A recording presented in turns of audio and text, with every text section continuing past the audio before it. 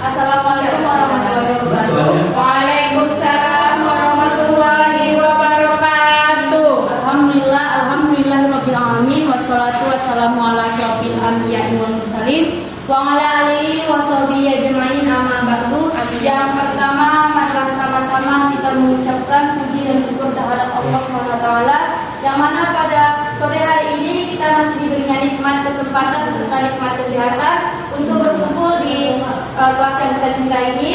Selawat beriringkan salam, mari sama-sama kita hadiahkan kepada junjungan kita Nabi besar Muhammad SAW dengan ucapan Allahumma sholli ala sayyidina Muhammad wa ala ali sayyidina Muhammad. Semoga kiranya kita mendapatkan syafaatnya di akhirat kelak. Amin amin ya rabbal alamin. Yang saya hormati Ibu Pembimbing Nurul Aini Padmi SPD MPD dan yang saya sayangi teman-teman sekalian. Di sini kami akan mempresentasikan yaitu judul PPT kami dengan judul Proto Jawa. Kepada saya sebagai selaku moderator dan teman saya sebagai pemateri 1 dan teman saya lagi sebagai pemateri 2. Sebagai pemateri 1 kami persilahkan dengan segala hormat. Kemudian Proto Jawa. Proto Jawa berasal dari bahasa Yunani yaitu protos artinya pertama dan jon artinya hewan. Karakteristik Proto Jawa. Proto Jawa termasuk kelompok protista yang mirip hewan. Proto Jawa dibedakan dari prokariot karena ukurannya yang lebih besar dan selnya eukariotik. Proto Jawa dibedakan dari algea karena tidak berklorofil. Dibedakan dari jamur karena dapat bergerak aktif dan tidak berdinding sel, serta dibedakan dari jamur lendir karena tidak dapat membentuk badan buah. Bentuk tubuh. Kebanyakan Proto Jawa hanya dapat dilihat di bawah mikroskop. Ukuran tubuhnya antara 3 sampai 1000 mikron. Tubuh Proto Jawa amat sederhana yaitu terdiri dari satu sel tunggal atau unisel. Namun demikian, Proto Jawa merupakan sistem yang serba bisa. Semua tugas tubuh dapat dilakukan oleh satu sel saja tanpa mengalami tumpang tindih. Bentuk tubuh macam-macam, ada yang seperti bola, bulat, memanjang, atau seperti sandal. Bahkan ada yang bentuknya tidak menentu. Juga dapat memiliki flagel atau bersilia. Proto Jawa hidup di air atau setidaknya di tempat yang basah.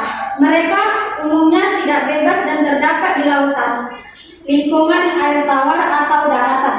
Beberapa spesies bersifat parasitik hidup pada organisme inang. Beberapa spesies dapat tumbuh di alam tanah atau pada permukaan tumbuhan-tumbuhan. Proto Jawa lautnya lain hidup di dasar laut. Spesies yang hidup di air tawar dapat berada di danau, sungai, kolam, atau genang air. Ciri-ciri umum Proto Jawa. 1. Organisme uniseluler. 2. Eukariotik. 3. Hidup koloni. 3. Sifat hidupnya kulit. 4. 5. Umumnya heterotrof. 5. Hidup bebas dan profit atau prasid.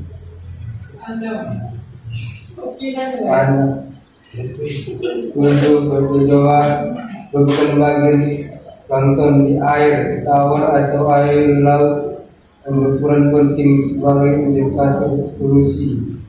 7. Jumlah Proto Jawa dapat menyebabkan penyakit. 8. Dapat membentuk sista untuk bertahan hidup. 9. Hadrat berupa pseudopodia. 10. Ada flagela. Reproduksi Proto Jawa berkembang biak melalui 1. Reproduksi aksesual, berlangsung dengan pembelahan sel. 2. Reproduksi seksual dengan cara konjugasi.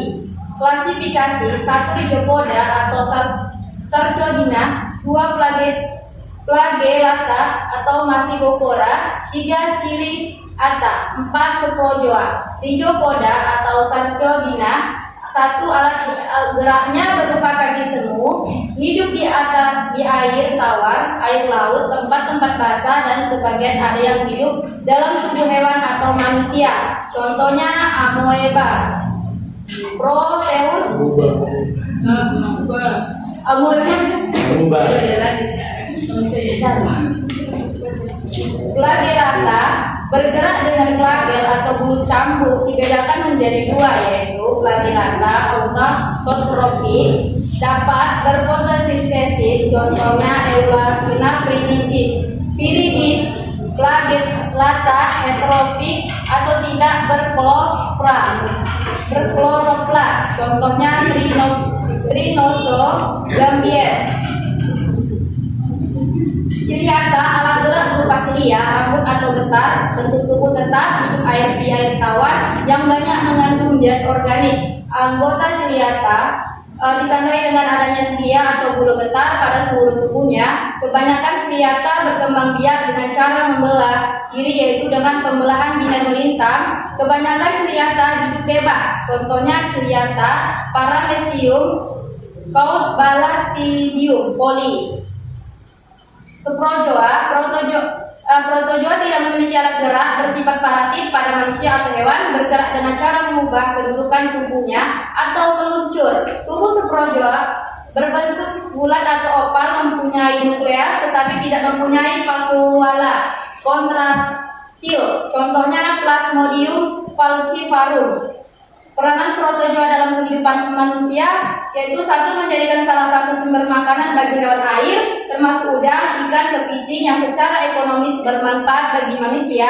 2. Contoh Foraminifera, kerangkanya yang telah kosong mengendap di dasar laut membentuk tanah, Globigerina. Radiolaria, kerangkanya jika mengendap di dasar laut menjadi tanah, radiolaria, yang dapat digunakan sebagai bahan penggosok. Peranan merugikan, protozoa dapat ditemukan di mana-mana karena termasuk organisme kosmopolit. Oleh karena itu, beberapa jenis protozoa dapat mengancam kesehatan manusia karena dapat menyebabkan penyakit. Penyebab penyakit: Toxoplasma gondii, penyebab Toxoplasmosis, Plasmodium sp, penyebab penyakit malaria, Trypanosoma gambiense dan Trypanosoma rhodesiense, penyebab penyakit tidur, Leishmania sp, penyebab penyakit kalajar, Trichomonas vaginalis, penyebab penyakit pada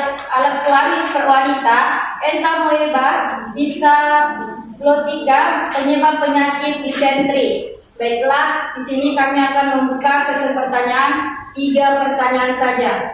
Bagian pertanyaan silakan. Assalamualaikum warahmatullahi wabarakatuh. Waalaikumsalam warahmatullahi wabarakatuh. Saya ingin bertanya kepada kelompok protozoa. Coba kelompok protozoa jelaskan. Di situ kan ada skema tentang reproduksi seksual dengan cara konjugasi. Itu kan ada skema gambarnya. Coba kelompok jelaskan bagaimana. Pertama, sini saya akan bertanya kepada kelompok protozoa. Protozoa itu merupakan predator yang sangat berbahaya bagi manusia. Pertanyaannya adalah bagaimana mekanisme protozoa bisa menyebabkan penyakit bagi manusia? Assalamualaikum warahmatullahi wabarakatuh. Waalaikumsalam warahmatullahi wabarakatuh. Saya dari kelompok. Pertanyaan saya, protozoa apa yang dibentuk tubuhnya dapat berubah-ubah? Apa yang dibentuk tubuhnya berubah-berubah, yaitu terutama saat bergerak mendekati makanannya. Struktur tubuh protozoa terdiri dari sitoplasma yang diselubungi membran sel atau plasma. protozoa apa? Nama protozoanya. Nama protozoanya apa? Tanyanya apa? Jelaskan konjugasi ini ya kan? Reproduksi. Jadi di sini ada makronucleus yang artinya itu yaitu satu itu dia dua sel berbentuk jabatan.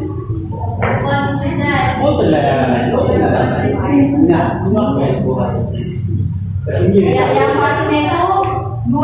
satu itu kan tadi dua sel berkonjugasi membentuk jembatan sitoplasma. Baru keduanya yaitu meiosis yaitu menghasilkan 4 mikronukleus tetapi yang 3 hancur. Yang ketiga itu dia masing-masing mikronukleus yang tersisa membelah secara mitosis. Yang keempat, pasang konjugasi saling bertukar mikronukleus. Yang kelima, dia mikronukleus haploid menyatu membentuk mikronukleus diploid. Yang keenam, mikronukleus membelah secara mitosis 3 kali sehingga terbentuk 8 mikronukleus. Yang ketujuh, makronukleus asli hancur. 4 mikronukleus berkembang menjadi 4 makronukleus. Dan yang kedelapan, sel membelah 2 kali menghasilkan 4 sel anak. Bagaimana? Yang nanya tadi siapa? Eka. Baik. Dia akan masuk ke tubuh melalui perantara seperti plasmodium yang bisa masuk ke tubuh manusia lewat gigitan nyamuk.